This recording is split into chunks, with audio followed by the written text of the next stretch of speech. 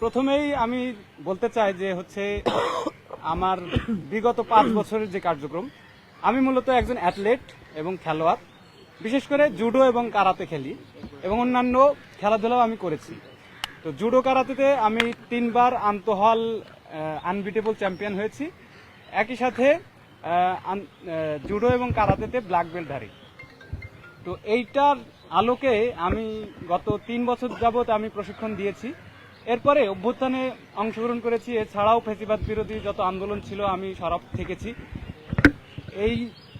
আপনারা জানেন যে 15ই জুলাই আমাদের ক্যাম্পাসে নারীদের উপরে কিভাবে হামলা করা হয়েছিল। এই জিনিসটা আমাকে নাড়া দিয়েছিল। তারই ধারাবাহিকতায় আমি মনে করেছি যে আমি সেলফ ডিফেন্স শেখাইতে পারি।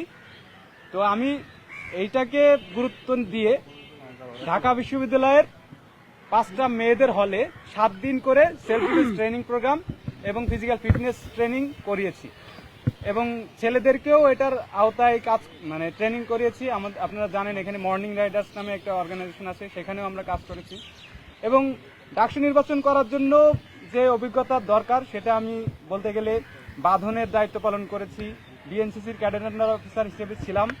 তো সর্বোপরি আমার কাছে মনে হয়েছে যে আমি ডাকসুতে ক্রীড়া সম্পাদক হিসেবে কাজ করতে পারবো। তো এটার আলোকে আমি যে পরিবর্তনগুলো আনতে চাই সেটা হচ্ছে আমাদের শারীরিক শিক্ষা কেন্দ্রে বা খেলাধুলার ক্ষেত্রে মেয়েদের অংশগ্রহণ একটু কমে গেছে।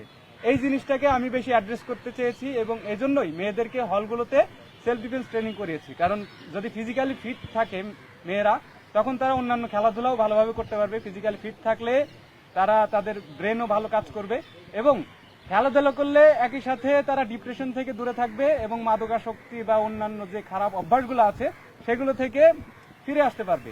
আর মূল যে আমি লক্ষ্য সেটা হচ্ছে খেলোয়াড়দেরকে মাঠে বা শিক্ষার্থীদেরকে মাঠে ফিরিয়ে নিয়ে আসা।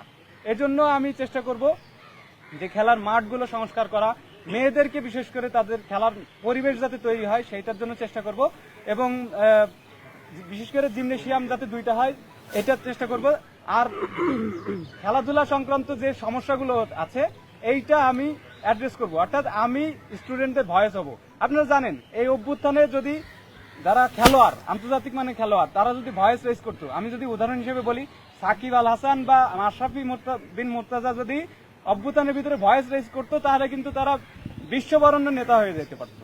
তো আমি তারা পারে নাই, কিন্তু আমি এই কাজটা করতে চাই।